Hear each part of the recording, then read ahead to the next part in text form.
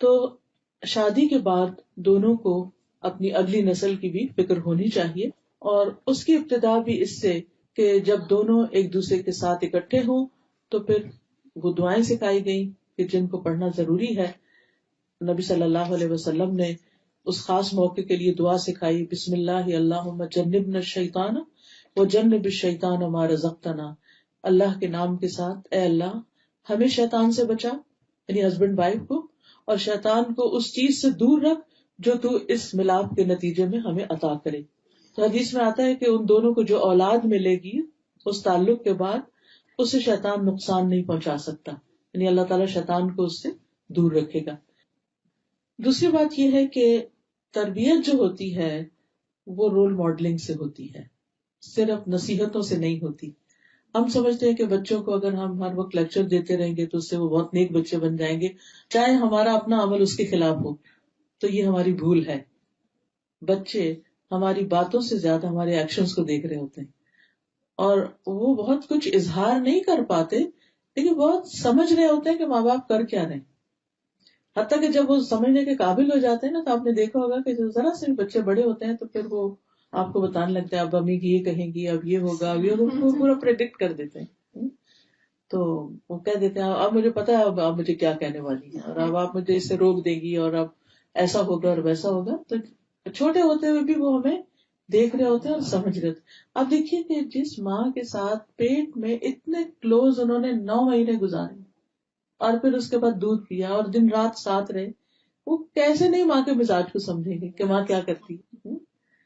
اس لیے بہت ضروری ہے کہ بچے کے ساتھ ہم آنےسٹ ہوں، اور جو چیز ہم اس میں لانا چاہتے ہیں وہ پہلے اپنے اندر لے کر آئیں، کیونکہ خالی بول جو ہیں یا خالی باتیں جو ہیں وہ کھوکھلی ثابت ہوتی ہیں اگر آپ ان پر خود عمل نہیں کر رہے. حضرت عائشہ کہتی ہیں جب سے میں نے ہوش سنبھالا میں نے یہی دیکھا کہ میرے والدین دین اسلام پر ہیں، ہما یدینان الدین، کہ وہ دیندار پیرنٹس ہیں. اب وہ اپنے ماں باپ کے حق میں ایک طرح سے گواہی دیتی ہیں. اسی طرح ہم بھی اپنے عام طور پر جب گفتگو کر رہے ہوتے ہیں تو اپنے ماں باپ کی نیکیوں کا ضرور ذکر کرتے ہیں کہ ہمارے والدین ایسے ہیں، ہماری امی یوں نماز پڑھتی تھی، ایسا کرتی تھی، ویسا کرتی تھی. ایک ایک چیز دیکھ رہے ہوتے ہیں، دوسروں کے ساتھ سلوک کیا کر رہے ہیں، سروینٹس کے ساتھ کیا کر رہے ہیں، گھر سے باہر کون رشتے دار آیا تو اس کے ساتھ پیش کیسے آئے ہیں، کس کو کیسے ویلکم کیا ہے، کس کے ساتھ تعلقات ٹھیک نہیں ہیں. اور بہت سی چیزیں تو مائیں ویسے بھی شیئر کرتی رہتی ہیں، اور کوئی نہیں تو جب اپنی فرینڈس کے ساتھ فون پہ کر رہی ہوتی ہے بچے سب کنورسیشن سن رہے ہوتے ہیں. تو اس لیے اس میں بھی بڑا محتاط رہنے کی ضرورت ہے کہ ہم کیا بول رہے ہیں ان کے سامنے. پھر اسی طرح یہ ہے کہ اولاد کو جب بچے ہوں، چھوٹے ہوں خاص طور پر، تو ان کو اپنے ساتھ نیک کاموں میں شریک کریں. بہترین تربیت اس وقت ہوتی ہے جب ہم ان کے ساتھ مل کے کوئی کام کر رہے ہوتے ہیں، چاہے وہ اسکول کا کوئی پروجیکٹ ہے، چاہے وہ ان کا قرآن کا ٹائم ہے یا نماز کا ٹائم ہے یا پھر کوکنگ ٹائم ہے، آپ کچن میں ہیں ساتھ اپنے لگا لیں. کیونکہ عموماً ہم اپنے کام میں بہت پرفیکشن چاہتے ہیں نا، تو ہم بچوں کو قریب نہیں پٹکنے دیتے، اور کہتے تم چلے جاؤ میں خود ہی کر لوں گی. اب کیا ہوتا ہے بچے بور ہوتے ہیں، آپ تو خود مصروف ہیں اور بچہ کے پاس کوئی کام نہیں کرنے کو، سارا دن اسکول سے پڑھ کے تھک گیا ہے، اب اس کو کوئی موڈ نہیں ہے کہ اور کتابیں لے کے بیٹھے، تو اب اس نے کیا کرنا ہے، پھر وہ آپ کو فون لے لے گا، پھر آپ کو آئی پیڈ اٹھا لے گا، پھر وہ اس پہ جنگ و جدل شروع ہو جائے گی، وہ کچھ جا کے ٹی وی آن کر لے گا. تو تربیت تو نہ ہوئی. تو چھوٹے چھوٹے کام کچن کے، اور خصوصاً لڑکیوں کو بڑا شوق ہوتا ہے، تو چھوٹے چھوٹے کام ان کے لیے نکال کے رکھا کریں. اچھا آپ یہ کریں گے، آپ یہ کریں. آپ ایک اچھا شوہر اور اچھا خامن جو ہوتا ہے وہ بچوں کے لیے بھی اچھا ہوتا ہے، اور بچوں کے ساتھ شفقت اور محبت کو سلوک کرتا ہے. بعض اوقات میاں لوگ تھکے ہوئے آتے ہیں، گھر میں اگر شور ہو تو ڈانٹ ڈپٹ سے کام لیتے ہیں، اس سے بچے اور زیادہ باپ سے دور ہو جاتے ہیں. وہ یہ دیکھتے ہیں کہ باپ آتا ہے تو ماں بھی کہتی چپ ہو جاؤ، سارے سہم کے بیٹھ جاتے ہیں اور گھر میں ایک عجیب سی فضا پیدا ہو جاتی. لیکن اس کے برعکس نبی صلی اللہ علیہ وسلم بچوں کے ساتھ شفقت اور محبت کا سلوک کیا کرتے تھے. ابو ہریرہ کہتے ہیں کہ رسول اللہ صلی اللہ علیہ وسلم نے حسن بن علی کو بوسہ دیا. آپ کے پاس اقرا بیٹھے ہوئے تھے، کہنے لگے کہ میرے 10 بیٹے، میں نے کسی کو بوسہ نہیں دیا. تو آپ نے ان کی طرف دیکھا اور فرمایا جو رحم نہیں کرتا اللہ اس پر رحم بھی نہیں کرتا. یعنی آپ بچوں کو اٹھاتے، پیار کرتے، ساتھ لگاتے، چومتے. ام سلمہ کی بیٹی تھی زینب، تو آپ ان کو زینب زینب کہا کرتے تھے، یعنی تصغیر کے ساتھ پیار سے بلاتے. پھر بچوں کی عزت بھی کیا کرتے تھے، ان کو رسپیکٹ دیتے. ام المومنین حضرت عائشہ کہتی ہے کہ میں نے عادات، چال چلن اور بات چیت میں سب سے زیادہ مشابہ حضرت فاطمہ کو پایا نبی صلی اللہ علیہ وسلم کی. بہت زیادہ آپ سے ریزمبل کرتی تھی، چلنے میں، بیٹھنے میں، لین دین میں، ہاتھ کے اشاروں میں.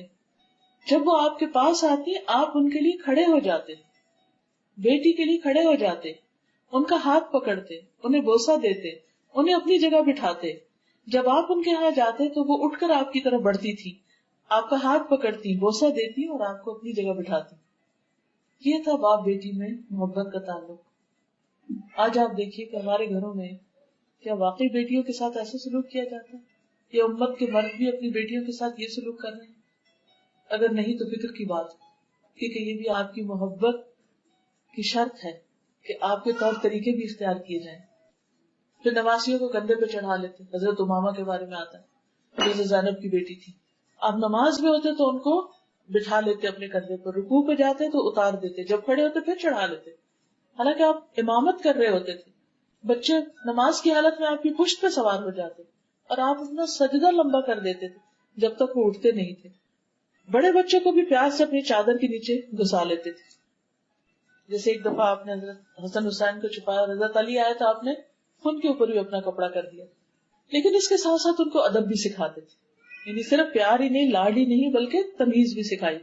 حضرت عمر بن ابی سلمہ کہتے ہیں کہ میں بچہ تھا اور میں آپ کی پرورش میں تھا، تو میں جب کھانا کھاتا تو سارے برتن میں ہاتھ گھماتا تو آپ فرماتے کہ بسم اللہ پڑھ کے کھاؤ، اپنے آگے سے کھاؤ اور دائیں ہاتھ سے کھاؤ. یعنی بچے اگر کھانے کی میز پر بدتمیزی کر رہے ہیں یا صحیح سے نہیں کھا رہے تو صرف ماں کا فرض نہیں کہ بیچاری کانشیس ہو کے اور تکلیف اٹھائے اور بار بار وہ اس کی اصلاح کرے، بلکہ باپ کو بھی اس وقت اپنا رول پلے کرنا چاہیے. پھر اسی طرح یہ کہ حلال حرام کی تمیز. حضرت حسن نے ایک مرتبہ کھجور اپنے منہ میں لے لی تھی تو آپ نے اس کو کہا کہ یہ صدقہ کی کھجور ہے اور اس کو کہہ کے نکلوا دیا. پھر اسی طرح بچوں سے محبت کو بھی اعلان کہتے ہیں. آپ فرماتے فاطمہ میرے جسم کا ٹکڑا ہے، اس لیے جس نے اسے ناحق ناراض کیا اس نے مجھے ناراض کیا. پھر داماد کے ساتھ آپ کا معاملہ بہت اچھا تھا، حضرت علی رضی اللہ تعالیٰ عنہ کے ساتھ. پھر حضرت ابو العاص کے ساتھ آپ ان کی تعریف کرتے تھے. آپ نے بنی عبد شمس یعنی بنی امیہ میں سے اپنے داماد ابو العاص کا ذکر کیا اور اس کی تعریف کی اور خوب کی. پھر آپ نے فرمایا اس نے مجھ سے بات کی تو سچی کی، وعدہ کیا تو پورا کیا. پھر اسی طرح حضرت علی رضی اللہ تعالیٰ عنہ ایک دفعہ حضرت فاطمہ سے ناراض ہو کر تو مسجد میں جا کے سو گئے تو آپ صلی اللہ علیہ وسلم فوراً اٹھے اور خود جا کر ان کو تلاش کیا. دیکھا تو وہ زمین پر لیٹے ہوئے اور ان کے جسم پر مٹی بھی لگ چکی ہے.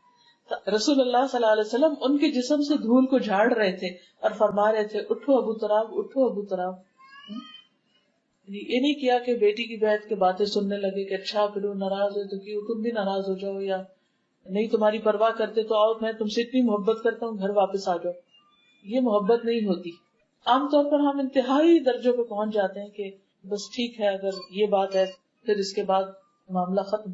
دیکھیے ہم سب انسان ہیں، غلطیاں ہوتی ہیں، کمی بیشی ہوتی ہے، لیکن یہ رشتے بہت پیارے رشتے ہوتے ہیں. ان کا ایک لحاظ اور احترام رکھنا چاہیے اور ہر بات میں انتہا درجے پہ نہیں پہنچنا چاہیے. اب آپ دیکھیے کہ حضرت انس جو ہیں وہ 10 سال آپ کے پاس رہے اور وہ کیا کہتے ہیں کہ کبھی آپ نے اف تک نہیں کی، یعنی مجھے ڈانٹا نہیں، کبھی مجھ سے ناراض نہیں ہوئے، کبھی میرے پہ سختی نہیں کی. اور کبھی کبھی وہ بچے تھے تو جو کام نہیں بھی کرتے تھے تو آپ ان کے اوپر سختی نہیں کرتے تھے، پیار سے دوبارہ یاد دلا دیتے.